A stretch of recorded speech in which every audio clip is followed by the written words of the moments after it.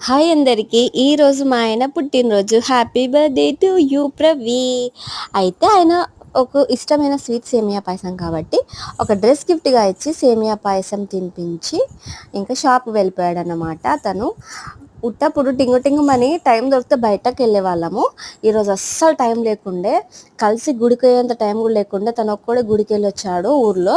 ఇక night దోస్తులొచ్చి birthday celebrate చేశారు. ఇట్లా దోస్తులంటే మామూలు దోస్తు కాదు. కుడి భుజం, ఎడమ భుజం, కుడి చెయ్యి, ఎడమ చెయ్యి, కుడి కాలు, ఎడమ కాలు అంత అటాచ్‌మెంట్ ఉన్న ఫ్రెండ్స్.